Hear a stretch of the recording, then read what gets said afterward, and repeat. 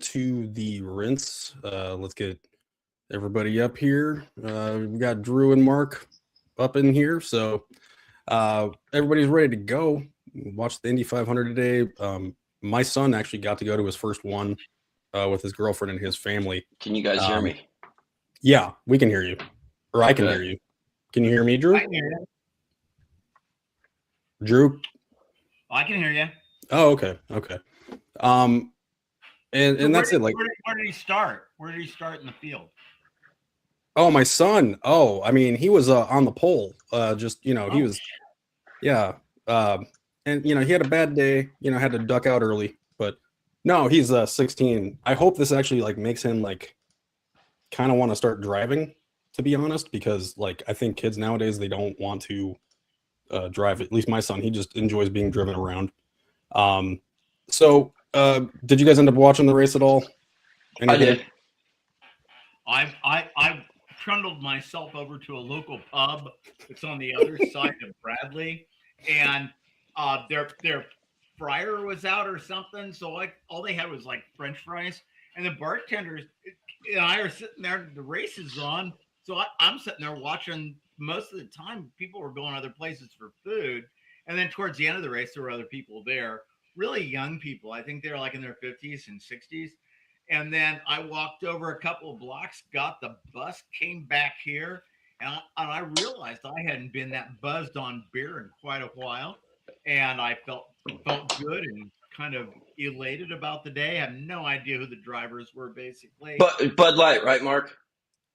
Yes. No, today. I figured. Oh, we talked. Oh, my gosh.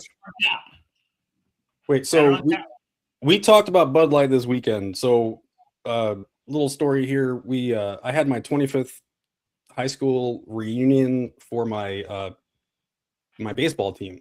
We went to state my senior year in 2001. We got to play at Victory Field. So, which by the way, we all get to go to on next Friday. Hopefully, if anybody still wants tickets, they can contact John at mouthwashshows at gmail.com. So, but I'm in the back row for some reason. I'm not that tall. I'm pretty sure I'm on my tippy toes at this point too. But we were just a good group of guys. Like we all played together since we were like 12. I found out that my coach was only 28 years old when we went to state. And I can't imagine doing that when I was 28, like coaching and he went on to a really great career as a coach. They actually ended up naming the field after him, and now he actually does sports report, or he does play-by-play for ESPN. Wow. He does like minor league games and stuff like that. So it was just really interesting to see everybody. I told Drew it felt like everybody just got stung by a bee, and like we all got swollen a little bit.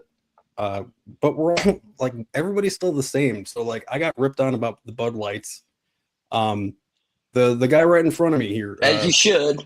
Well, no, and so the guy right in front of me here, he's actually he works with the Indiana State Police. And which one? Hilarious. The one in the green shirt? Yeah. Maybe he should drink Bud Light. These are all great, dude. No, I'm just saying. Not this to be guy, mean, but no, and I mean I think he actually took down a somebody was it was like a drunk driving case, and he had pulled somebody over. He was getting them out of the car, and they tried to battle him, and they were like reaching for his gun and stuff, and he had to. Shit. Well, and I mean, like, I mean, I was so proud of him. No, and that's what I mean. Like, he is one of my favorite people because I call him on anytime I have a question on the police. And well, I'm totally kidding about the needing the Bud Light. Oh no, we gave each other so much shit this weekend about all of that. So it was a great time. With the police, does he know Stuart Copeland? No, I think he's best friends with Sting though. You mean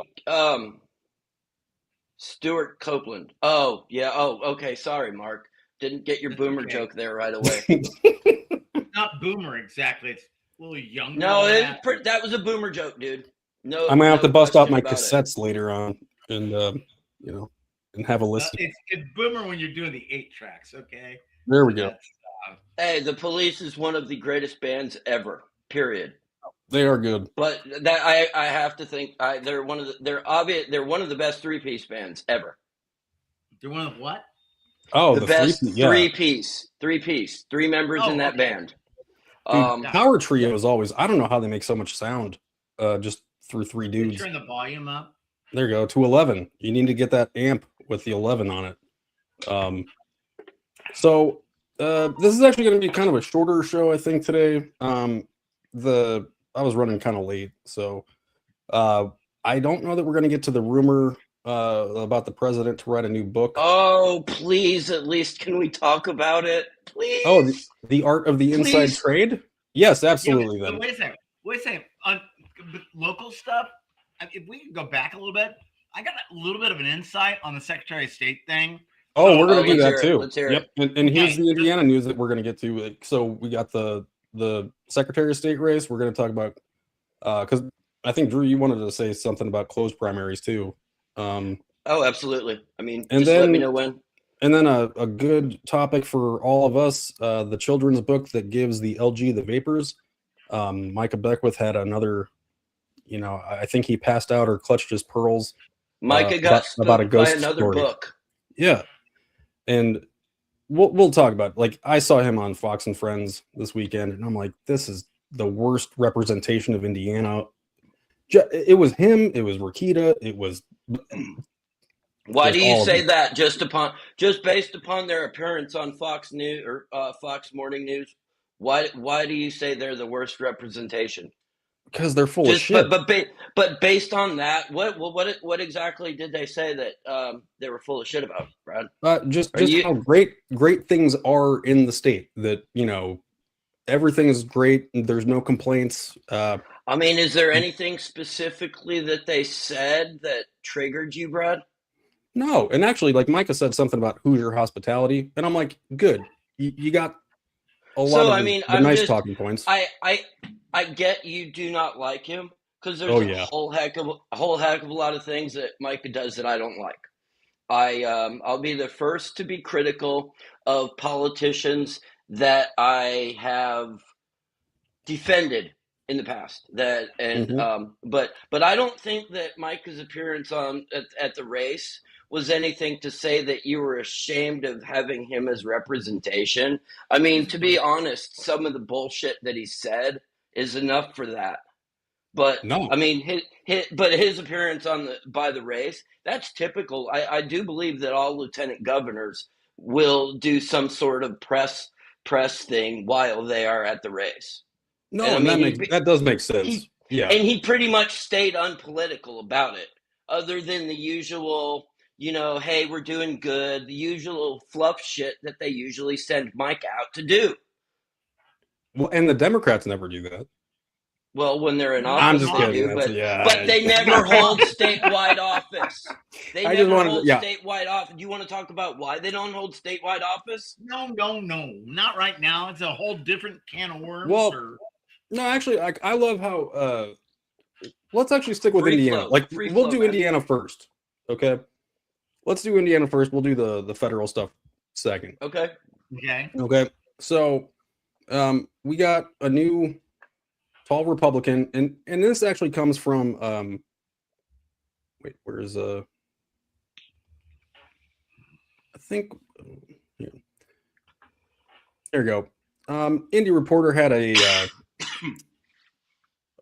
a post about and is his name Max Engels? Something like that. Angling. It's Engels. angling. Why do I angling? ENGLING, like Yingling, the beer, but angling. ENGLING, angling. Max Engling. Okay, so it says for those that have never met Max, he's like 6'4". He will height mog baby birch, which made me laugh because I always find it amusing when he uses language that gets the older generations to have to look up words on like urbandictionary.com and shit. Some of them just use the word. Oh yeah, they just roll with it, man. Like, why wouldn't you? Oh God, I love. Yeah. No, man, I totally, I'm guilty of it. I'm guilty of it. My kids are 22 and 24, or soon to be 22 and 24. Well, and I use their Mine words just turned sometimes 5. they're embarrassed. All 3 of them just turned 5. oh, congrats, Mark. That's oh man, finally out of diaper duties. That's good. No, I mean they've got the box in there. They use the box. Oh, nice. There you go. See, now can anybody tell me though, like where did he come from? I don't. Can I?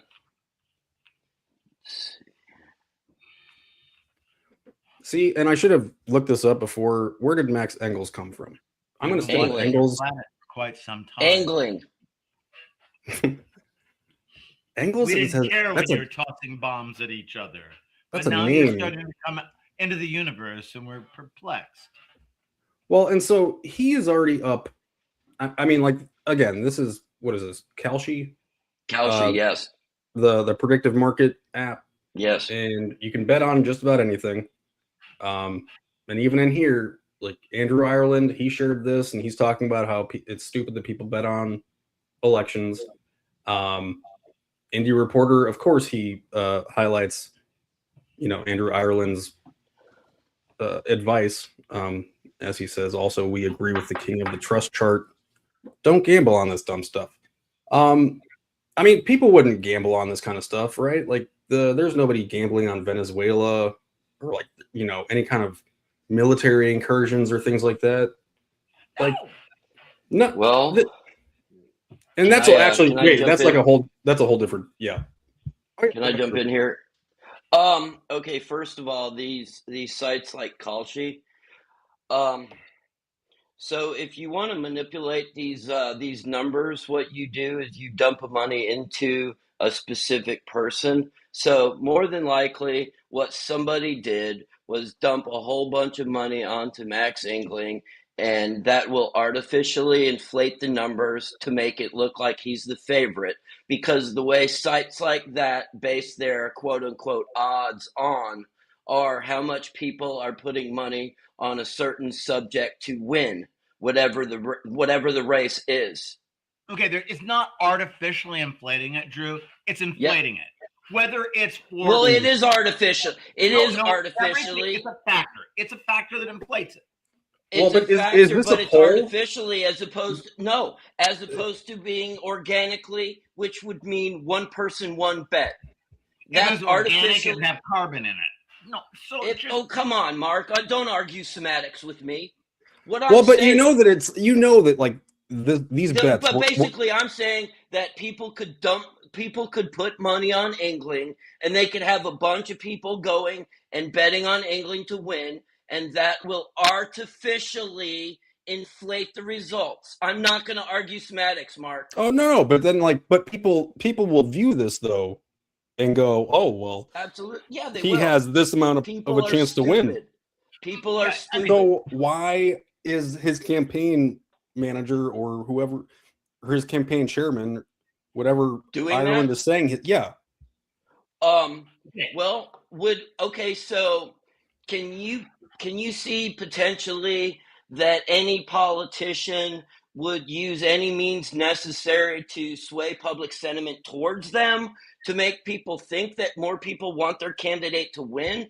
I mean, that's the motivation. You have to look at that. You have to look at that. Would do it. Machiavelli would have done it. Well, but that's what I mean. Like, how can I take a time out here? Because I just want to point out one thing. Mm-hmm. What I'm kind of mystified by is, and here's the math. There are X number of delegates for the Republican convention. Yes. There are X number who have been elected. So you go through county by county and look at the empty seats. And you look at how many seats the state chair can appoint. And I haven't looked at those rules lately, but it's basically the state chair gets to appoint any empty seats. And the county chairs can get to appoint them. If they didn't think that the incumbent right now had enough seats to delegates to take that race, they wouldn't be freaking out like this. Or, because it just doesn't make sense. If they thought they had the numbers. Yeah. Who's freaking out? Who exactly is freaking out? the state people, and I think the ones that establishment. want England to win because they're afraid of Diego being. Yes, they're, I mean let's talk about Diego, because this all stems from the fact that Diego is he wasn't going to win in November. Like if he won and had to battle he would have gotten toasted. Again, I really think the only candidate that has experience and is the logical decision is Shelton. Absolutely. Shelton's awesome. Yeah, he has integrity. Like he's able to talk to both sides and not insult one. He has a bitch and tie collection. No, and yeah, and his campaign pins, that those were insane too. But what does that say about, I guess, what the Republican establishment in Indiana wanted to achieve? Because they didn't go and say, oh, well, okay, Diego's not going to win. Let's put our support behind Shelton. They thought to themselves that, oh no, we need a new guy that hasn't campaigned at all, has no actual like name recognition in the state, I don't think. And they're backing him up. He's running on Jim Banks's letterhead. Let me offer this also. When in 2024, coming up to the Republican convention, as much as I don't like Beckwith, Braun had blown everything off for lieutenant governor. Braun is an idiot and thought that his selection would just get it. They didn't send out emails to delegates until Saturday morning of the convention. So they're going into the convention, and Beckwith had people lined up. He was out there for the previous year driving around, recruiting delegates specifically for those votes. Still, he only got it by a little over 60 votes, but it's the same thing going on here. The state leadership believes that they have everything tied up and nice and in a bow, and then they're realizing they're running into problems with Morales being on the ticket because he's incompetent and he's pissing people off. But they wait until the last minute to raise these problems. They knew it when he took office 4 years ago. It's silly. No, and that's what I mean. Like, I don't understand how, like, yeah, they've had all this time, and like, what was ever the last straw? I keep hearing about this deputy chief of staff. Yeah, do you want me to do that? Yeah, please. Okay, so apparently Diego had a deputy chief of staff working in his office that was, it's not for certain whether or not she was here legally. It may be a matter of she overstayed a visa, but according to Abdul, that's what's going on, is that his deputy chief of staff was here illegally. And that's one issue in his office, right? Like, how many other offices in the state have issues with people and one that we know of, right? Well, also, when that office is in charge of making sure that only people who are legally allowed to vote can vote and has oversight, and she's not able to vote at all because she's not here, she's not a citizen, and apparently she did vote, that's kind of bad. No. Yeah. Apparently they're not saying that she did vote. They're saying that she is just, but yes, she's not here legally. That's what I heard, and I did hear that she was registered to vote. Although I did not actually hear that she did vote. Okay, paraphernalia in the chat. All right. Hey, that's my good buddy Perry. No, Perry? That's great. Yeah, I think he was in the mouthwash chat last week. Again, good times on that show too. Ashley Grog was on, and we talked about medical liberty and just a ton of hilarious topics like medical liberty. Yeah. So I guess let's talk about predictions then. So Diego's staying in the race. Yeah. Go Diego, go. Diego, go. Keep. Do you think the pressure? Do you think the pressure is going to get to him? American way. Do it, Diego. I don't think he's going to last until November. I heard that his staff is leaving. Like, he's not. I don't know that. No, I get quit? it. Why? Well, no, not quit as Secretary of State, but just suspend his campaign. Same Like, thing. why would he? I mean, why would he? Why would he? I mean, I think, wouldn't that help? God, this is so weird. Wouldn't that be He's an better for the asshole. party? So what? He doesn't care about the party. Neither do I, Mark. Neither do I. Like, this is a weird question for me to be asking. Like, isn't it going to be worse for the Republicans if Diego stays in? And if I'm a demonic kind of person that would yes, like usually I am that, Mark. Like usually I'm like right there with you and being like, yeah, Diego, you stay in for as long as you can, because like all it's really going to do is like mess with. It's gonna be it'll be good content. It'll be stuff to talk about. I swear to God, like we have to stop looking at content as a reason that like Spencer Pratt should be mayor of LA. Why do we have to, Brad? And you tell me, because that's not the reason that you need elected officials Spencer that are Pratt. intellectual. Okay, if Spencer Pratt becomes mayor of LA, how is he going to do any worse than the dipshits that have been in charge before him? Tell me that. How is it going to be any worse? Let's wait and find out. Do you get a straight line on the dipshitology out there every day on what they're doing in office? I mean, like, there's. Oh yeah. Okay. So first things first. The reason why they have so many wildfires is because they will not practice any forestry. They don't trim out. They don't do that. That's why they have wildfires. Let's see. Wait, I saw Trump say that they needed to sweep the floors of the forest. Yeah, that's what they do. That basically that's what they do. They're cleaning out the brush. That's going to cause a lot of the forest fires and the wildfires to run free. That's a known fact. We do that here in this state. It is windy as shit out there too. I don't know that. Oh, are you worried? They can wear fucking jackets when they do it, Brad. No, I mean that like the fire will be blown by the wind, regardless of whatever. That's why no. It'll move a lot faster if they don't clear out that underbrush. If they clear out the underbrush, they'll be able to get to it a lot quicker and a lot more efficiently. That's just one of the things that California screws up on. What else? Let's see. They got shit in the streets.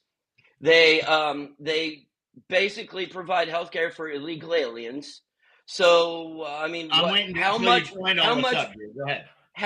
worse could Spencer Pratt be than the current mayor of LA? No, you can't get much worse than that place is right now. Again, like, why is it that sometimes it's the argument is like, oh, well, it's the devil you know versus the devil you don't. But then the second that like you are in favor of the devil, guess what? If the devil you know keeps screwing up, you give the devil you don't know a chance. And then if you don't like what the devil, if you don't like what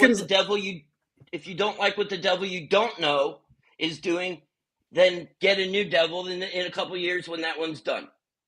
That's what I mean. Like those are just, I feel like, famous last words of like, oh, well, how bad could this guy be if this one was that bad? Like it could be like a billion times. Like we don't know how bad.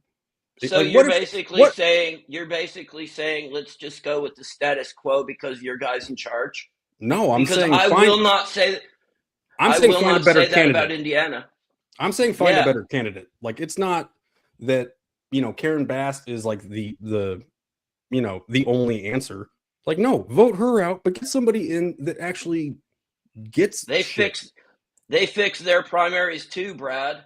Oh, I'm sure they fix that. So, do you think somebody? I mean, did anyone primary Karen Bass? Probably not. No, but I mean, just imagine if, for instance, that there was that terrible California earthquake that that's always apparently supposed to happen. And that Spencer Pratt was in charge of emergency management. Think about if Karen Bass was in charge. Good God. Holy shit, Brad. She's already proven herself to be incompetent.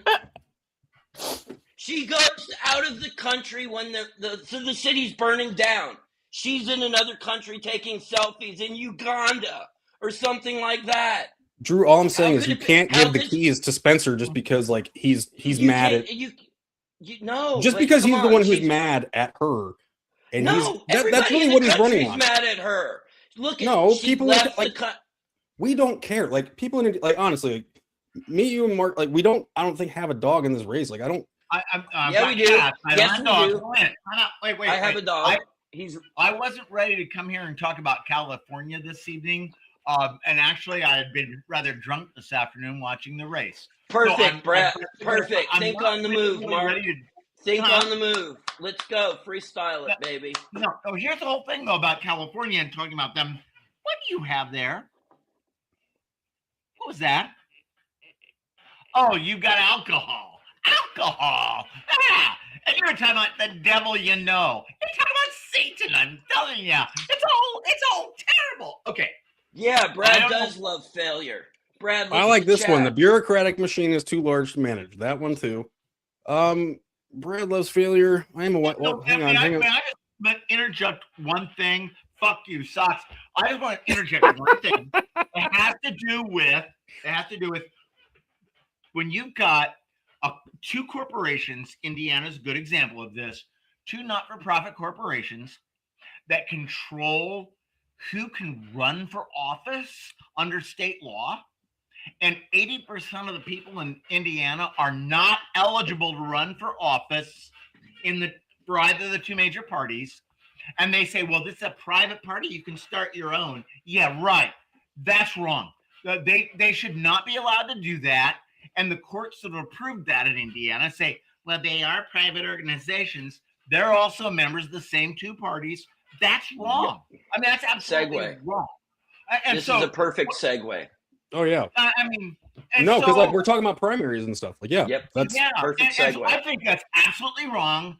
You should, anybody that can, if John Schmitz, like 5 years ago, or whatever, was going to run for mayor as an independent candidate, and the two parties put him through all this crap, and then he came up with like 80 signatures short when he had like a couple of thousand more than he needed. It's bullshit.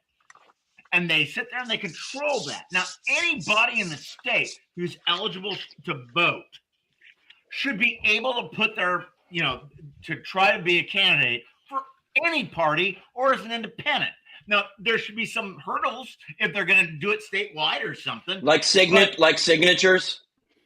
No signatures. No. That's awful.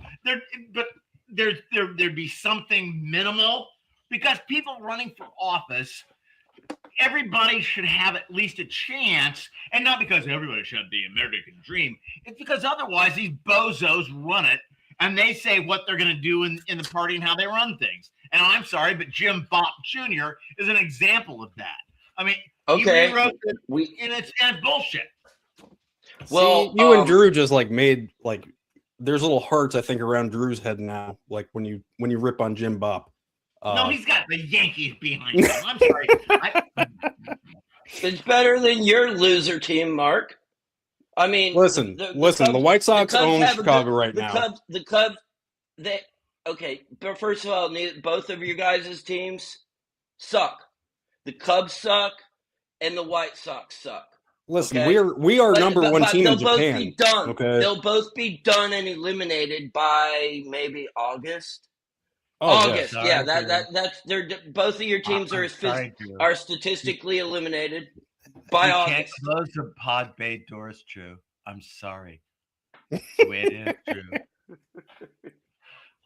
All right, wait. So before we move on to because I do want to keep talking about closed primaries, but do you guys think that England is going to win the primary? Gut feeling, or or the convention? Yeah. No. Who do we know is going to win, or who we think is going to win? Or we're thinking obviously we don't know who's going to win, but we can. Speculate. I mean, so you're asking me to speculate who's going to win? Yeah, because I saw a post. Diego, get the hell out of here. That's did you put a bet on Diego? But I'm just speculating because I'm just saying the odds are pretty low. Drew's got a good point. But I have a lot of. It's going to be between. Shelton is the best. Shelton is the best candidate. Period. Out of every one of them, out of either party. Blythe Potter. That's the horrible part to admit. Diego, Mac, what's his face? Shelton's the best candidate, but unfortunately he is not the anointed one, and but I think it's going to be Diego, and I think it's going to be close. And so who do you think's gonna? I mean, do you think it's like a three-way race then, or like, is it gonna be like Diego and Max, or is it gonna be? If I'm not mistaken, it's a stacked ranking, isn't it? No. Isn't that how No? I don't think so. I think it's just voting for, you vote for the person until you don't they drop somebody in the first round. That's different. That's different from stacked or ranked voting. And so, I don't, And the schedule, the Republican convention's Father's Day weekend. Who the hell does that? Like Republicans. God. I'm going camping with my boy that weekend, so I can't go troll everybody at the convention. So are you going to be able to do the Father's Day show, Brad? Huh? Lopez? Are we still doing the Father's Day show? Oh, yes, I'll be back on Sunday. But yeah. Okay, well, I'll be live. Yeah. I'll be live from poolside, Ormond Beach, Florida. Oh, okay. I thought you were going to be like poolside at like the Fort Wayne Hilton, seeing if like Jim Banks and Micah were there. God, but can you, Drew, can you explain like Banks's appeal or what Banks's power is before we transition? Cause you're asking me. I don't like Banks. No, like does anybody in the States? Establishment people like Banks. Do they like him, or they view him as being somebody that can win with? That's a difference. Yes, yes, you're right. Do people feel like they can do something? Do people feel like Banks can do something for them? Yes. He's a sitting U.S. senator. Yes, he has power. He has pull, and he has clout. But I mean, I was very at the time when he was running in the Republican primary to be on the ballot in 2024. I just happened to be a precinct committeeman, and I was running for delegate. I got PC. I did not get delegate. This is in 2024. I saw Banks speak, and honestly, he's charismatic, and he's funny. He's witty, and he's a smart ass, which is kind of cool because those are the people I usually hang out with. But I got really, really turned off when I saw Banks and his team pulling every legal maneuver to keep John Rust off the ballot. Because frankly, I would have voted for, when all was said and done, I was before that all started, I was Team Banks. I thought he was pretty cool, and I would have voted for him. But he did everything he could to keep John Rust off the ballot, and then in the general, he refused to debate against Andrew Horning. Now, I don't care what political party you are, you just can't. I mean, Andrew Horning is a very, very smart guy. You cannot dismiss what he has to say.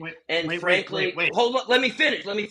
And frankly, I think Banks is a coward for not debating with Andrew Horning. And let me finish up one thing real quick. Mark, do you know what form it is that you fill out for it's to keep somebody off the primary ballot? Is that the can 1 or the can 2? No, I think it's not 1 or 2. If you're trying to keep them out, it's further down. I forget the number. But anyway, there was somebody that filled out one of those because some of the signatures and some of the boxes weren't checked on some of his stuff. Somebody filled out one of those. It was eventually dropped. Banks never should have taken. Yeah. I agree, Tommy. Absolutely. Well, wait, what's wrong with Mitch McConnell? Like, he's, Are you kidding me, Brad? That's a whole. Well, I love it. Here's the thing about Andrew Horning. Andrew is a very smart guy, very erudite. I disagree with him on a lot of issues, but the one goddamn thing, nobody should sit there and say, I'm not going to debate him. Why? Then you're a coward. Debating. Wait. Thank you. Either you're going to admit you're going to debate an opponent. He has stature sufficient that you don't get it that way, or you agree that somebody like Micah Beckwith is a chicken shit. So, that's what you're looking at there. Micah didn't refuse to debate. Micah debated. You refused to debate me, Drew. Why would he? Were you running? Oh no, just like well, but I mean, like in the when would this have been when you were on the Mouthwash show? Because we can talk about that. 2020 when I ran for U.S. House, Drew. Okay, then I was not aware of you were talking about that race. 100%. Okay. So when you're talking about Andy Horning, and there is no basis other than the guy's a coward not to debate Andy. And like I said, I disagree with him on a bunch of stuff, and he disagrees with me right back. That's not the point. Oh, we love Andrew Horn. Yeah, I mean, yeah, and that's the thing. Like, I always loved it when he comes on Mouthwash because I'll always die laughing because everything he says is true, and everything he says is like the end of the world. Like he's just like, well, yeah, I don't think anybody wants to hear it, but it's up to us. We're the ones who are going to have to change things. It's like nobody wants to hear that message. It's like, come on, give us an easy out, something. And that's what I always love about Andrew. He just tells it exactly how it is. I feel like, but again, yeah, there could be arguments on a whole mess of things. This is another thing though that I wanted to argue about with. Here we go. With the indie reporter here, he says, like I've said many times, endorsements mean nothing. However, last week when Massey won, or when Massey lost, all that was talked about was like, oh, well, Trump did this. Trump won that. I don't think Trump had anything to do with that race. I'm sorry. It was all the AIPAC money. Yeah, Trump had nothing to do with it. Trump's endorsement is shit, man. Seriously. But I mean, like they did was tout. They touted all of his victories that week. So who cares? That's what they do. That's what they do. Aren't those results? No, how the fuck am I arguing? No, dude. The only people that really like Trump are the boomers and the dumb establishment people. And let me finish. The primary election was dominated by boomers, and the general election is going to be a completely different story. Mark, you and I are going to agree upon this because typically, historically, doesn't the presidential party do poorly in the midterms? That's a fact, isn't it? As a general rule, yeah. Okay, so do you remember, Mark, in 2018 when the Republican Party didn't do great in the primaries, like the red wave they were expecting, but they didn't do as bad as they historically do? There wasn't a blue wave. Drew, I was really young then. I think I do remember that. Okay. There was, but the point is there wasn't a blue wave, though, right, Drew? Like, no, there wasn't any wave in 2018. Yeah, it was a trickle, and it was more of a red trickle because they didn't lose as many seats as they were expected to lose. I mean, I'd have to look at election integrity at that point. Excuse me. Well, you just have to look. You just have to look at statistics from the past. I wanted to see what. But talking about red trickle. I mean, that sounds I got you. Oh man. Yeah, red trickle needs to be like that needs to be trademarked, I think. Yeah, well, or you got to get something. Well, I heard somebody else say that. But anyway, these midterms, this next midterm is. I mean, I'm predicting that the Republican Party is going to lose the House, and that the Senate's going to remain about the same. Well, and as far as the state party, what I would really, really, really like to see is the Republican Party losing the supermajority and then maybe having a slim majority, so they have to actually battle the Democrats instead of screwing us over. Mm-hmm. No, and that's like, I just want to be listened to as a citizen. You know, I feel like that's where so many people are at this point. The fact that like Republicans are agreeing with me sometimes, and I can see like the look of terror in their face of like, oh God, I agree with Brad. But like 2018 was in the middle of the Russian hoax. Tom I says, Tommy, we'll get to that because some people are looking for reparations for how they were treated during that Russia hoax. When are we doing that, Brad? Let's get to that.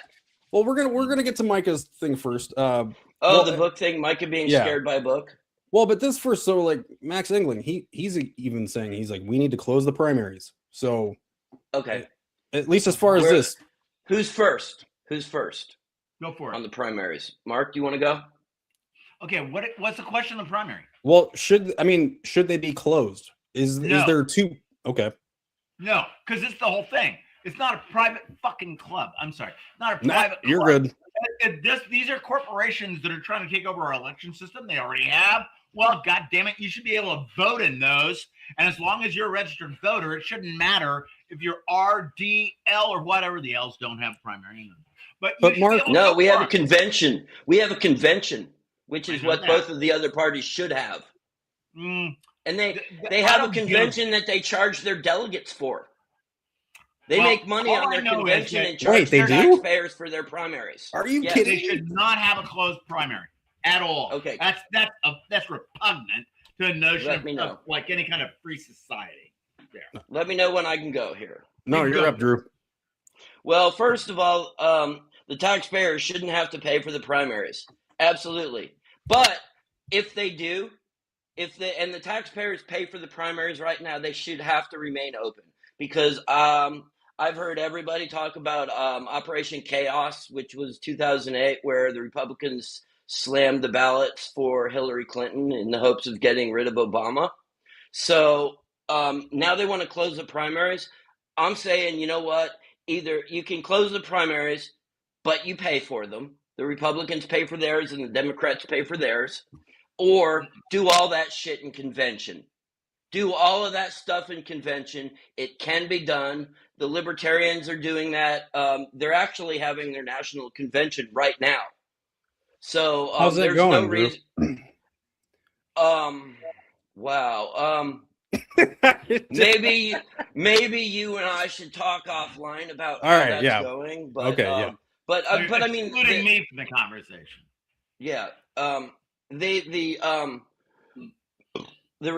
taxpayers shouldn't have to pay for the primaries for the private parties because they are private entities. That's been ruled upon. So why should that's not what should be? That's not what it should be. I'm sorry. They should exactly. Yeah. But I don't know that if a certain candidate moves you to vote for them, you should be able to vote for them. I don't understand how, like, say for instance, I drew a Republican ticket because I wanted to vote for David Shelton, or like, I mean, actually, no, that's in convention. But like, say I wanted to vote for a Republican candidate in my district. Why wouldn't I be allowed to do that as a Hoosier, I don't want to have to define like what party I am before I even know who's, running and doing things. So how does that even make any sense? When I ran for U.S. House and I was walking down the street in Broad Ripple, it's 2020, a bar owner was coming toward me on the street, and I'd known him for years, and he was always happy-go-lucky and everything.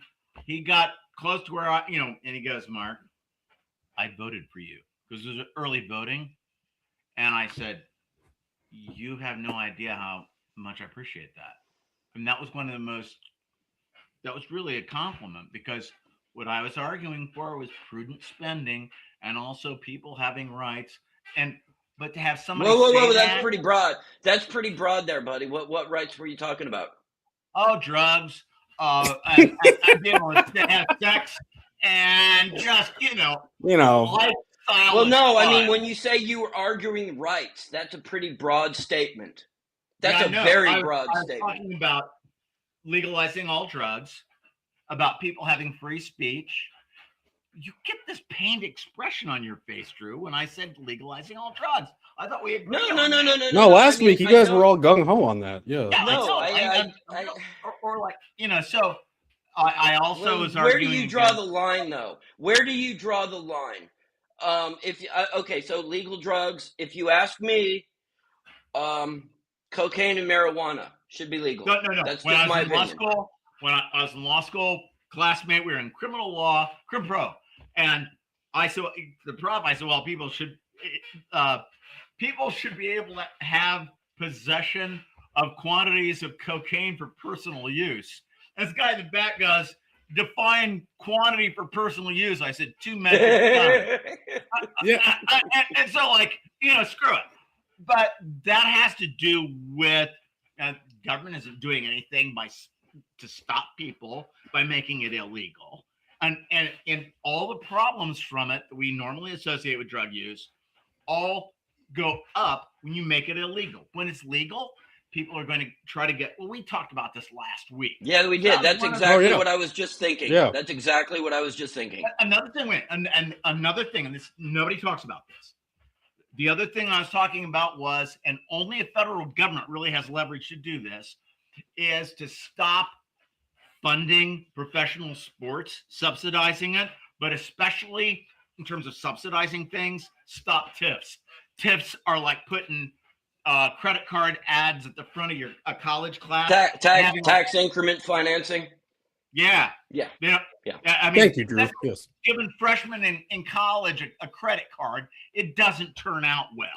And no, but I told you before, Mark, I got a free T-shirt out of that deal for signing up for that credit card in college. So, like, point for me, I think, on that. Let's see. Columbia House Records had the whole deal too. Oh, as an undergrad. Chewy. So, no, Columbia House and BMG, those were all just like the biggest freaking scams of them all. All right, yeah, I'm gonna put this up now, and oh boy, Drew, do you want to, Mark? Because I have to go to the bathroom here for a second. Okay, hey, make sure you mute your microphone, dude. Okay. I know, police. Okay, squad. So yeah, go, Mark. Here, I'll take the reins here real quick. So, apparently there was a grandfather. I'm not sure what part of Indiana he was from, but he sent Micah Beckwith some pictures of this book that is. We've got some graphics up right now. The book was I guess called Demon Boy. Uh-huh. And Micah reposted these what we're seeing about right here, and basically Micah got triggered by a book, and I mean, Mark, what do you think about that? Are you looking at the same graphic I'm looking at? I am. I think it's silly. I think that if you're going to put controls on books, period, the review of books that are going to go into a library by age group, those are pretty extensive. So when publishers sell those, they don't want to get sued by people, and they're making sure they got reviews by librarians and stuff. So when you've got something like Demon Boy, okay, there are going to be stories that are going to involve like magic and dark arts and all sorts of that's Harry Potter and stuff. Well, you know what?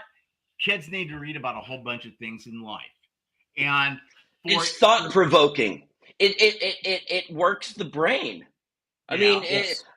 Okay. So when I look at something like this, I think of like Halloween or some sort of a cosplay or something like that. But I really don't think it's demonic. Right. It says Demon Boy. Or Necromonicon, No, and this is based all off of a true story out of, like off of a ghost story out of Nevada. Like, I'll be right I think back. This is a book of like localized horror stories and stuff. And that's really all Micah is. But the thing I think that upsets me the most about like all of this is the fact that like Micah was, I don't know if you guys read what he posted. He said, the thing I keep being told isn't happening, just happened again. I recently reviewed a text from a concerned grandpa, and I'm kind of wondering what Micah told the grandpa. I'm wondering if he actually like had a conversation and said, "Hey, it's great that you're looking into your grandson's books and taking an interest in what he sees, but and then do the discussion with that of, hey, everything has its place, and you guys can discuss that afterwards." Yeah. Okay, well, when you're talking about libraries, and I'm not asking for your past expertise on it, Brad, I worked in university libraries for 6 years, and I know that when you're going to pull books out of an area of a library to review, that involves time and money, and nothing that Beckwith had going up there in Hamilton County was thought out or even considered how those things work. And if you look at the front of a book anymore, they've already got catalogers that have gone through them, and they've got the Library of Congress or the Dewey numbers at the front. They're already categorized by age. And then the killer for Beckwith was when was it John Green came out and said this is absurd. And Green not only was a local author, but he'd won a national award for the book that Beckwith was going batshit crazy over. And it was just absurd. So I look at that. And I also look at this. Parents have some control over what their kids can read, whatever.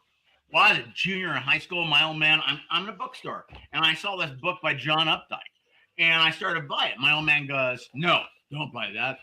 Like there's some kind of moral thing against buying it. So I said, "Okay." So I got home, had dinner, went back that afternoon. I bought the goddamn book. It sucked. I didn't like Updike. I don't like his approach. But the point is this: you can only control what kids are going to see so far. And when you're looking at a school, you also brought up another point too. What? Updike? I didn't like it. Well, I mean, it should be a parent's decision. Yes. And not up to a certain point, but no, after a certain point, no. I mean, if I was 16, I feel like it should all just be a discussion with it. Like if your kid is reading a book that you might be on the fence about, while they're reading their book, ask them questions about it. Like it's a perfect opportunity to open a discussion about why you think the book is wrong. Yes, and that Drew. would be I mean, it's an opportunity. I mean, my kids are grown. Thank God I didn't have to deal with a lot of this shit when my kids were coming up. I mean, I'm thankful for that. What, Demon Boy? But I mean, no, not that. But I mean, people making a big damn deal about it. If my kids were reading, but this is like the same. This is the same as like the satanic stuff in the 80s. Like everybody freaking out about music lyrics are making kids kill each other. So Brad, we're gonna have what year were you hearing born? about that. Brad, what year were you born? 83. Okay, so you have no clue. Okay, but so I watched all those conferences about like. I remember. Mark remembers too. Do you remember when D. Snyder was testifying in front of Congress? And that was the same. Okay, so it's available on video. I mean, you can see it. But D. Snyder is one of the. D. Snyder is a very, very, very intelligent man. I mean, if you listen to him testify in front of Congress, I mean, he was the lead singer of that group Twisted Sister, which I remember it was like 1984 when Twisted Sister came out. And if you watch their video for We're Not Gonna Take It, it was about teenage rebellion. And my parents disliked it, but my parents were smart enough to know that this is what the music industry does. This is to sell records and everything. 83, yeah, was it 83? Tommy Ice put something in there. But I remember my parents, they didn't like Twisted Sister all that much. But I listened to it and they respected that because, I mean, I'm sure that my grandparents didn't like the music that my parents were listening to when they were teenagers. Like Mark, what was it? And was there Frank anything Sinatra wrong with that was the music? new guy in town when you were a kid. What was it? Frank Sinatra when you were a kid? No, I used to listen to music on my stereo in my parents' servants' quarters. But okay, so did they have stereo back then, or was it mono? Did you have a big like megaphone on the side of your record player? Really awful. Now, here's what I was going to say is the problems that I had in disagreements with my parents over reading kind of ended when I was talking about Nietzsche, and it was like I didn't have to worry then. But I started reading. There were several of us in high school that started, sharing books we were reading, and I was the one who brought Lord of the Rings into the high school, which we were talking over the phone a few years ago, and it was like somebody's going, "Yeah, you were," and then somebody else had brought in a different series, Foundation trilogy by Asimov, and then another friend did, and this was absolutely absurd. Have you ever read Lysistrata? Mm-mm. It's a Greek play by Aristophanes. It's funny as hell and it's filthy, and it's about the women of Greece during the Peloponnesian Wars Can you going on spell that? strike sexually. Can you spell that so I can look it up? Lysistrata, Lysistrata. It's by Aristophanes, and Okay. it's hilarious. But and then that same person brought in Catch-22. We're just trading this stuff around, and this was a little rural high school outside of Kokomo. Well, those were really important books. Nobody stayed in Howard County after that. Everybody that graduated left. I hadn't thought about that before. Maybe that was something that made us get a bug or something. It was in those books, and it was like a subliminal message that got us to leave. Anyways, that's why they don't want you to read those books, Mark. Like, don't say things like that, because Mike is going to be like clipping that and going, see, Mark Small even said. Oh, that'd be taking me out of context, because if I knew he was going to say that, I'd make sure I really packed it in. But I don't know that Micah cares about taking things out of context, but yeah, but no. I mean, Micah knows exactly what he's doing. I mean, okay, so with this book that he put that post out, he knew exactly what he was doing. He was by not posting the title of the book or where it was actually from, or did the kid check it out on his own? No, just the post in general. The post in general. Micah knew exactly what he was doing, and I mean, I'm sure there's people that's that it. I feel like he got ripped on more than he did anything else. Like the laughing emoji is the bigger of the ones that, like, of the reactions, and most of the reactions are all like this one, the you're a joke, or the you're a hypocrite kind of a thing. Like, Mike was on a library board. I don't know how in that time that he was there he didn't pick up the knowledge of, oh, okay, this is actually how the review process works. This is how this works. Wait, did you read anything about that period, Brad? Oh, I went to all the meetings. I was there when who was that guy? Ray Madelone read from freaking. Well, he read the blowjob scene from Looking for Alaska, and it was like public. Was that in a children's book? Was that in a children's? It was in a teen book. It was a story about, like, in Looking for Alaska. There's a scene where they're, and the way I describe it is an unfortunate blowjob story. Like, nobody was involved or interested in it. It was like, it was cringy, and you could feel the cringe as you read it. But then, like, they think it's something sexual and, like, pornographic. And when Ray read it, it took on a level of creepiness that was, like, unheard of. And it was a packed room, too. There were over 100 people there. When I spoke, I told them, I'm like, you guys should not have, library board should never have a meeting where over 100 people from the public come up. Like that, you're doing something wrong. Wait, back it up there, bud.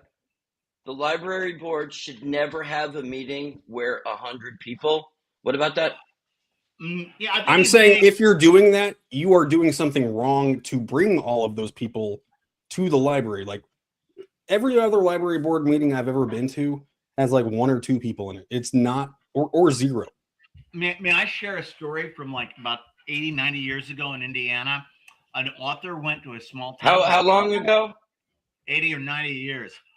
So you were a young man then, weren't you? Mm-hmm. When you open the mail tomorrow and you have this little small box and it's ticking.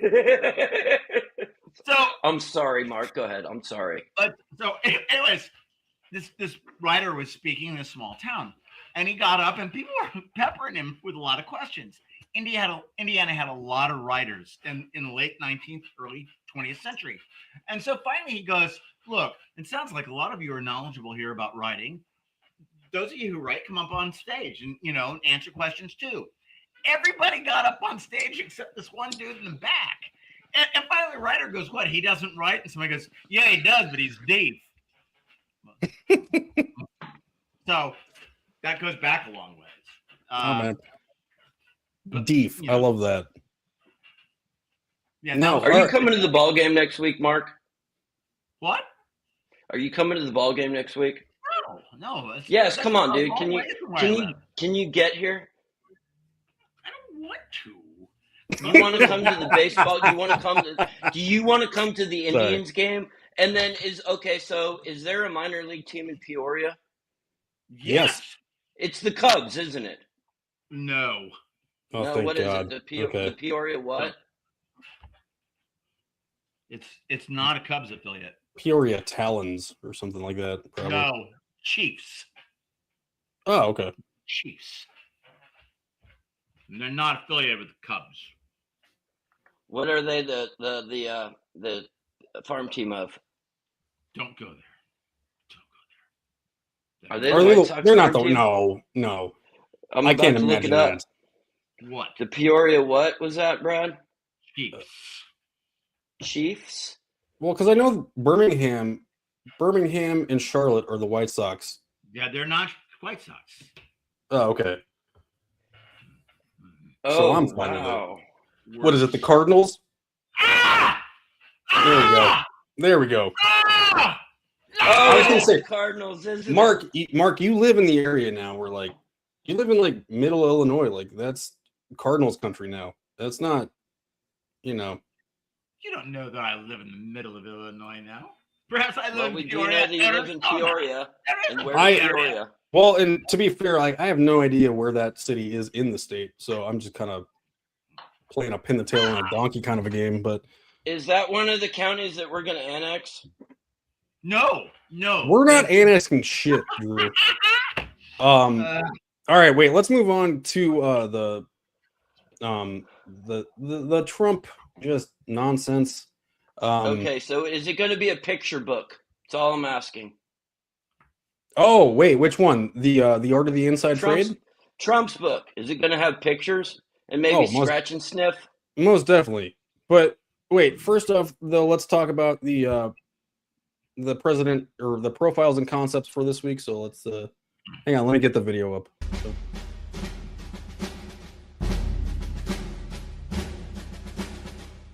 I have concepts of a plan. I love that quote from him because it just works on so many different levels. Just he has concepts of a plan, and in this one we're going to talk about his concept of a plan is suing his own IRS for $10 billion. $10 billion. Not his own IRS. It's not his own IRS. It's the IRS. Well, for leaking his tax records. Okay, they leaked his tax records in 2019, or during his first term they leaked it, which that actually means that it's his IRS at that point, right?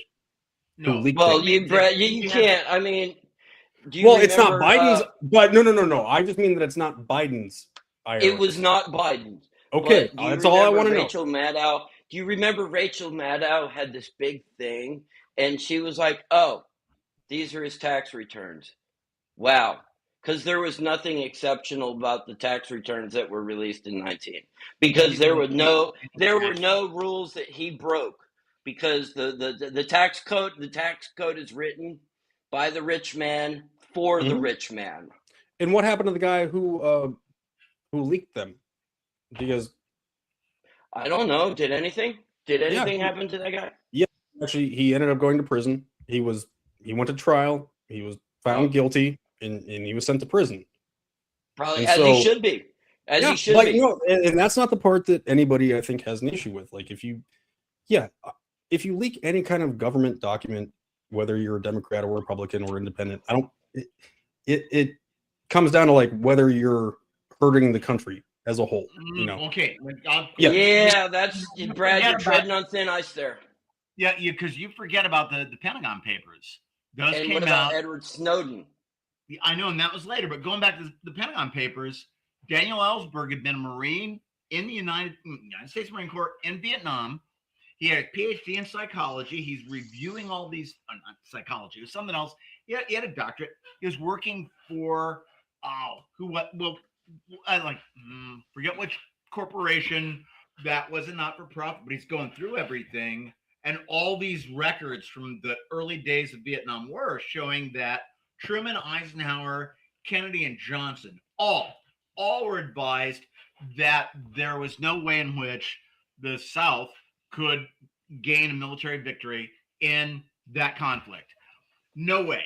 Nixon was in office when Ellsberg released those. Nixon was angry about that because he felt that it showed. He was about to do a kind of a real quick change thing on Vietnam himself, and he was kind of angry about that. Rand Corporation is who he was Ellsberg was working for.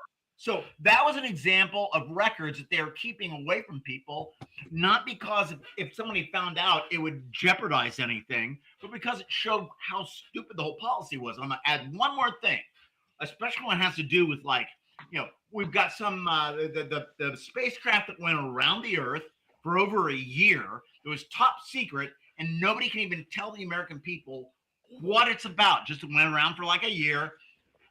The Chinese are up there. The Russians are up there. Everybody knows from those military systems what the hell each side is doing, and we're not being told what the hell is it. The only reason to be is because we don't believe we should pay for it. That's kind of a bottom line. We shouldn't pay for it. We shouldn't fucking pay for it. At least if we're paying for it, we should know what it is. But we shouldn't be fucking paying for it. Taxation. How much stuff do you think they were? Oh, yay, Drew. Man, I miss Lucy. Like, just having Lucy, Hi, Lucy. Right, so, okay, we're going to, just to give everybody a little background on... in the Treasury Department over a leaked tax return during his first term in office. But he didn't answer Karen Travers from ABC when she tried to ask him about that. I mean, this is unprecedented. Yeah, so the president launched... This is from January of this year. ...lawsuit this against the story. IRS and the Treasury Department over the fact that his taxes were leaked. You remember, 2019, 2020. His taxes were leaked. Several other prominent wealthy billionaires had their taxes released. The person was eventually caught, actually pled guilty, served 5 years. 5 years in prison was the sentence. And now the president is saying that he wants to sue for damages. You could see another citizen suing. There have been others who sued time out earlier. on that, but this is an extraordinary... Okay, first of all, if he's a victim of a crime, he's going to try to get some kind of restitution for it. The time to do it is when they're putting through some kind of a plea on that. 1. 2, I'm sorry, when the person goes, well, he and some other wealthy billionaires. I'm sorry, I haven't ever known of poor billionaires. And, it's kind of like... That's yeah. They're kind of, they've been running fast. I do think that there could be a poor billionaire. No. If they have everything wrapped up in artificial things, like that could Bitcoin? be exactly. That could be just gone like that. That's pretty. I mean, if you're in a very volatile industry, and I'm not saying poor like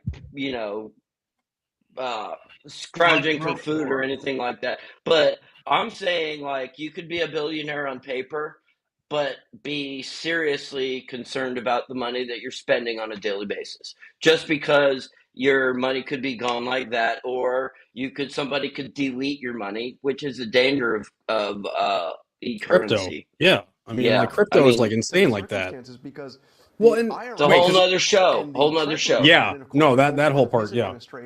The Treasury Secretary is Scott Bessent. As you probably know, the acting IRS commissioner is Scott Bessent. So he's effectively suing a member of his cabinet, and usually it would be the Justice Department. I mean, that's the way it works. The Justice Department defends the federal government against such lawsuits. Is that some kind of cigar you're smoking? Bondi going to be no, it's not. Trump. I mean, this is just to say it's extraordinary. It doesn't actually fit what's happening here. It's beyond that, and we'll see where this goes. But it's interesting that he set the number at $10 billion. Because how did he come up with that? We've heard nothing from the Attorney General or the Treasury Department or the IRS about this. I think the IRS should be abolished. So I don't really think too much about it. I think the IRS should be abolished because if you think about it, their cost of operation versus the amount of money that they bring in which could be done automatically. Like, dude, we have money taken out of our paychecks every single week. The IRS doesn't. That costs the IRS nothing. So why do they exist? They exist. I mean, they exist to exist. So abolish the IRS. Mark Small, I know you agree with that. Well, and that's it too. So with with so Todd Blanche got like kind of reamed by like during testimony, and he held it like, I don't want to say he held his own. He just made arguments that were stupid. But he did say, he was asked how many taxpayers' returns were leaked, and they said it was 405,427. And so Trump is one of those. So like, do all of those 405,000 deserve some sort of $1 billion settlement? I mean, to be perfectly honest, can he really prove damage on that? Yeah. Like, How? I don't know how you could. That's what I'm saying. Can Trump? I mean, honestly, they settled because a court battle in that he would have lost. No, I don't know who would have lost or who would have won. Wait, I'm pretty sure he was going to have lost. It would have been an expensive court battle. Yeah. Wait, do you mean the civil case that he had against the IRS they settled? Because yes, they settled it because he was on the other side too. He was on every single side. He was that's why it's absurd. You can't do that. It's not an adverse party. Well, it looks like he did. That's not going to stand if somebody's going to challenge it. But this is my favorite part. If it doesn't stand, it doesn't stand. But I don't think. Oh no! Just after the settlement, this is Trump's reaction to everybody being upset about the $1.776 billion settlement anti-weaponization fund that can be accessed by people who were wronged by the Biden Department of Justice. This is his reaction to that. It's not, he's more pissed off that anybody's like upset about the 1.776 billion, while when he could have just gone through it, and he thinks he could have gotten the whole 10. So like, how is that just? How is I just don't understand how people aren't upset or like disgusted by that. Like, it just seems like he's like ripping off the country, and we're like, yeah. Thrown out there. There's so much crap going on that he's thrown out that it's tough to keep track. Abolish the IRS. Just abolish the IRS. Well, one thing you shouldn't abolish is the CIA. Culinary Institute of America is one of the finest cooking schools. Okay. It's at Cornell. Excellent. I actually do have a friend that went to CIA in New York. That was actually one of the schools that came in and talked to my college class at Vincennes, the culinary kids. So yeah, CIA. Yeah, but the Tom, CIA is great. Eagle Speak was not the same thing as whatever this is. There was something under Obama, but Obama wasn't the plaintiff in the case. He wasn't. His attorney general wasn't his former personal attorney, and the people he was suing wasn't the Secretary of Treasury, who was like in his back pocket too. Like, do the characters make the situation any different, Brad? Yes, they make it to everything makes it easier. They do. Yes. Do they change the facts? Do they change the facts? No. What changes there? Do they change the facts though? Regardless of who is the plaintiff and who is the plaintiff's lawyer, are the facts different? The yes or no question. Wait. The facts are different. How? How are the facts different? I don't think that this is the same case as Operation Eagle Speak. Like, I can't give any specifics on Eagle Speak right now, but it's not this. Like, this was something we all witnessed. And Drew, I kind of wanted to get your point of view too on this, because we talked earlier about it. And I think I actually wanted to show you this one too, because this was my favorite of the cartoons that I saw. Was your flagpole damaged from beating a police officer on January 6th? You may be entitled to some compensation. Funny. How is that like, Drew? That's not. You saw funny. a cop. I'm sorry, it's funny. Drew, can I? But okay, the ICE officer that shot Alex Preddy and Renee, not funny, but because they were in front of a law enforcement. In the entire arguments that I heard from them was, don't mess with law enforcement. Don't be in a position where you're trying to do something with law enforcement. These guys were beating the shit out of, like, you saw law enforcement like, yeah, we did talk about this, Brad, and there were people that, and those people are still going, and those people should not receive any compensation whatsoever. If you chose violence, you should not be compensated. But I know for a fact that there were people there that did not participate in any sort of violence whatsoever, but they had their lives ruined. They were investigated, they were harassed, and I know some of these people personally. And those people, if they were harassed and they deserve to be compensated. But if somebody was there and they weren't committing any violence, they were just walking through the ropes, the red ropes that the Capitol Police supposedly opened for them, and they didn't do anything other than walk around, and they got their lives ruined. They should be fairly compensated. But if you vandalized something, or if you commit battery or assaulted somebody, you deserve to be punished to the full extent of the law. But a lot of those January 6th people were mistreated. But the ones that are making the applications for the claims, like Enrique Tario, who, you know, like the guy from the Proud Boys, like, is that justified? Did he? And he's saying he's not greedy. What are his charges anything to do with assault? Yes, and he was.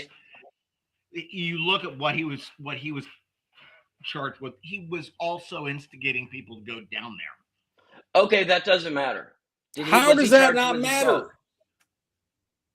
Mike Lindell wants $400 million from this. Mike Lindell, the fucking My Pillow guy. The pillow guy?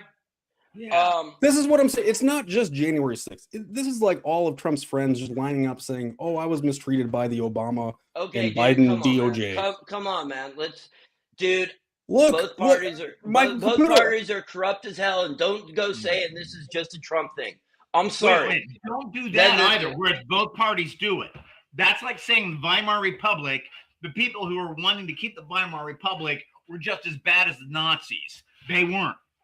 I don't give a fuck about the Weimar Republic. Well, but okay, but what about this one? I'm not just America first. I'm America only. Only. I do know that, Drew. Yes. But like so now Trump has like basically like immunity from any sort of audits now too with the IRS. That's silly. That'll get overturned. That'll probably get overturned. All of this was just blocked, or like it was all lumped in by his attorney general. Could that get overturned? Could that get overturned? I would hope so, because there's no legal basis to give somebody permanent immunity from any kind of charge. I will be very critical of Trump when it's called for, and you know what subjects I'm very critical of him. But if I honestly don't feel, if I feel like the man's being attacked because people just don't like him, I'm definitely going to jump in and say something. So if you're criticizing Trump because of something, because of a legit reason, go ahead. But I'm not going to, I'm going to give my honest opinion on whatever. And I would expect you to do no less. But I just want to say one thing before I forget this, okay? Yes. This is not related, and I apologize for going off topic like this, but I saw a thing on MS Now last night where one of the panelists said, we're not supposed to call it a slush fund anymore. In other words, their network people had said, you can't use these terms to apply to what was going on there. Wait a minute. So then the other thing is, I'm trying to do some searches this morning on a couple of things that I've done searches on before. I'm expecting articles to come up.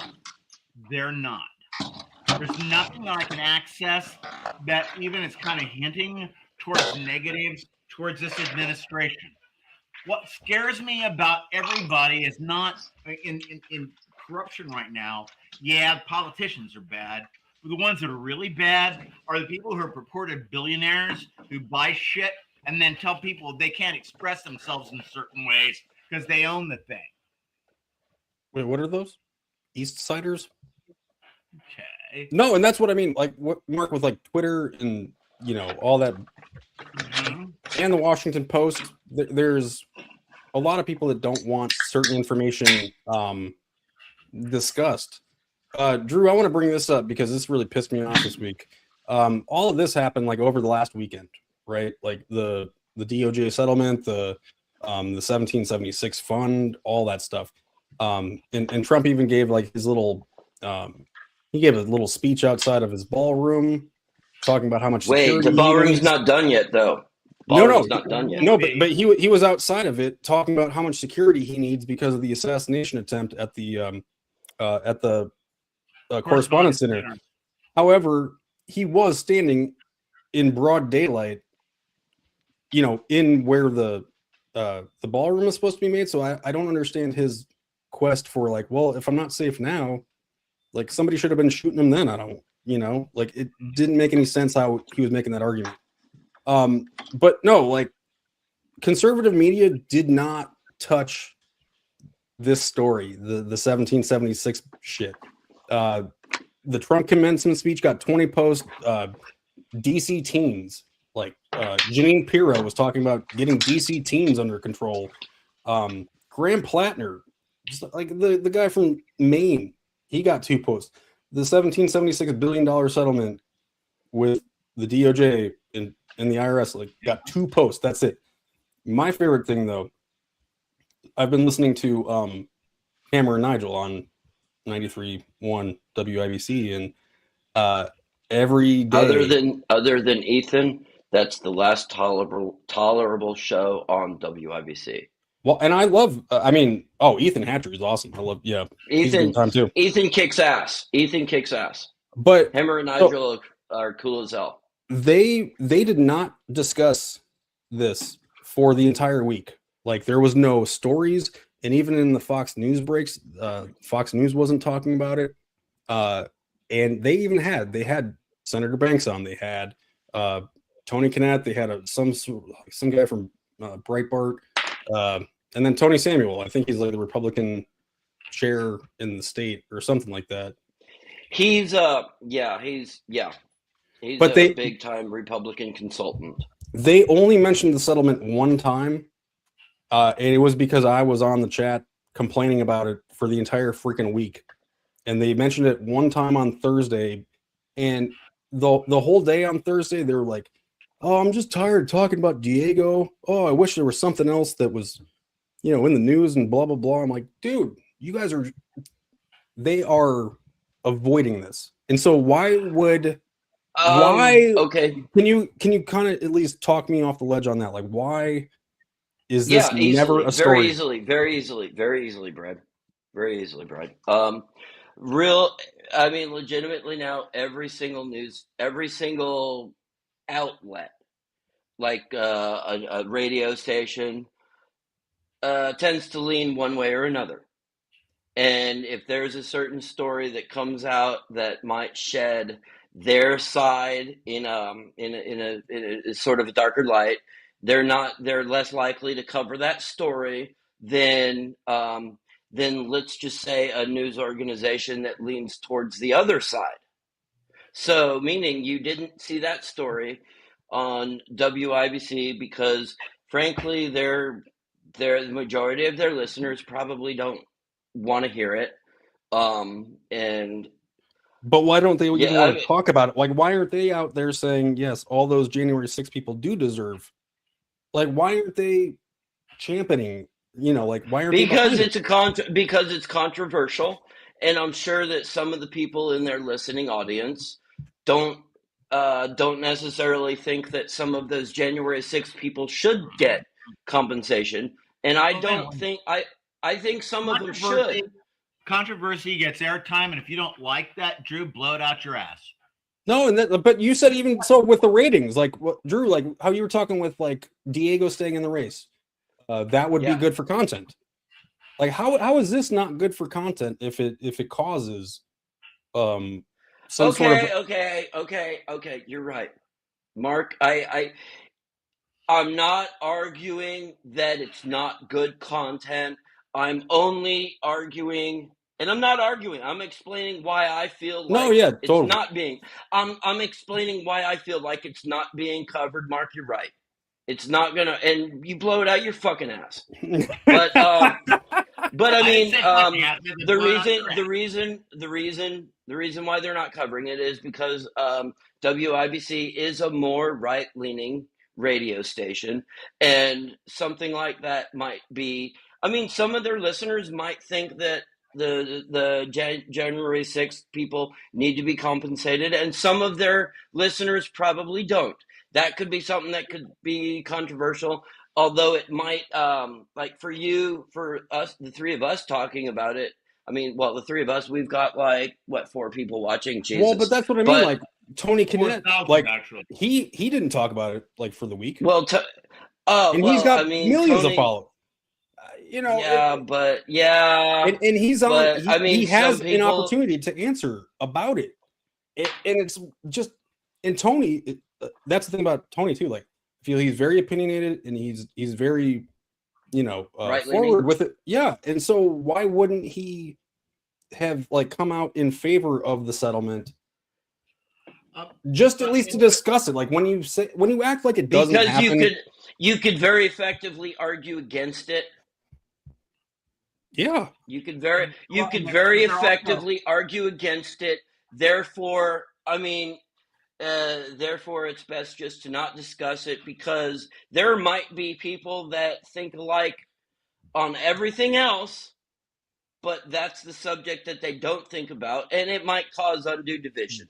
So we should just avoid that. So we should just avoid that. That might be what they're looking at. That might be what they're looking at. So that's just my theory. No, in 1968, I think it was. I was in a hotel dining room, and there was a table of people behind us, and they were probably in their 60s or so. And this lady was talking about how they had just gotten back from a vacation in Spain. Now, this was when Franco still was alive and in power. And this one lady goes, I don't know why people criticize him so much. The flowers that they have planted around the palace there were so beautiful. It's like, oh, that's a good way to evaluate whether the dictator is really a bad person. They've got nice floral arrangements before the palace. That's good. No, and that's how, like, as long as the reflection pool has American flag blue at the bottom, like, isn't everything okay? Tommy Ice with the comment. He's right. Okay, I hitchhiked out to D.C. for the 4th of July in 1976. That's what I'm blogging right now. I've got 3 different threads on. One is my thumbing out there. Another is the Constitutional Convention. And the third is Trump on the Constitutional Convention. There, I just wanted to say that. There was a brazen plug. No, totally. We'll actually start sharing those 2 in the comments. But January 6th was nothing but a riot to cover up a stolen election. That absolutely. Really? Yes. Why do you think it was? I guess number one, why do you think it was stolen? Absolutely. Well, you know what? After like January 6th was so overblown about how bad it was. The media, it was the worst thing to ever fucking happen in the world. You had all these dipshit Democrats going. Do you remember the other times that people crying like they were scared for their lives? And I'm sorry, Republicans were crying for they were scared for their lives too. They inside the chambers. Okay, they all thought they were going to be toast. There are people that should definitely. I think didn't somebody take a dump on Pelosi's desk? Dude, I totally like that. They smeared idea. Feces on the wall or something like that. But, I mean those people should be prosecuted. but mute him to the. Fuck you. Wait, what did you say? Fuck you. 2016 come was. on. Oh, come on. 2016. Like, oh, 2016 was stolen. 2020 wasn't stolen either. Yeah, 2020 wasn't stolen. 2020, everybody was fed up with bullshit from Trump on how he handled COVID, and everybody freaking voted against it. They know how to do it. You can legitimately. I mean, it wasn't stolen because if you count the votes, yeah. But watch 2,000 Mules, and you'll know all about the 2000 election. If you bring up Dinesh D'Souza, I will. Oh man, we're gonna end this podcast right now. No, man. 2,000 Mules. That's been like. Even Bill Barr talked about that in his January 6th, like in his testimony for Bill Barr. Trump's attorneys, Bill Barr, Pat Cipollone, oh my God, all a those comedian guys. They talked about it. Did he put it in part of his material? Wait, Bill Barr? Comedian Bill. No. Bill Barr, like the Attorney General, not our favorite Bill Burr. Yeah, Bill Burr. Sorry. No, but like the Attorney General said he lost. His own Attorney General. No, he did lose. He did lose that election. Yes, there were more votes cast. That's it. But watch 2,000 Mules. It'll give you a different perspective. And I just feel like this is going to be. There's nothing we can do about it now. It's done. But this is how I feel about it. I mean, you say that, but Trump, like. Todd Blanche has already said, like, yeah, there's a lot of evidence that 2020 was stolen, and he's still talking about that. So the idea that it's over is they not shouldn't be. They shouldn't be. It really, I mean, it is over. It really is over. You know what isn't over that they're not talking about? The fucking Epstein files. That's what's not over, and that's what they should be talking about. Or Iran, Or Iran, or the war in Ukraine, all of this bullshit is wag the dog. Yeah. Yes, but I have to tell you guys, I'll be quite candid. My last name appears in the Epstein files over 23,000 times. That's terrible for all those involved. That, man. I can totally believe that. How many cats you got, bro? No, I'm saying because everybody's things were small, right? Like. No, wait. And my first name is in there about 21,000 times. Now, in no instance are the two together. Thank goodness. All right, we're gonna have to we're gonna send this to the FBI like right now. I wanted to make sure that... No. Actually, this was I thought we were gonna go short, but we ended up going like a little bit over. Yeah. But Mark, did we hit everything? Bring up the topics again one more time to make sure we did hit anything, because I still got 3/4 of a beer. Oh well, no, because I have to go pee again. So, go pee. My bladder is rather gorged. Okay, pee break. We'll be right back. Well, no pee break. No pee break. No, we're all right. Mark, yeah, man. Thank you for being on, Drew. If I hear you pee. I love doing this show every week, and I'd love to talk about Constitutional Convention.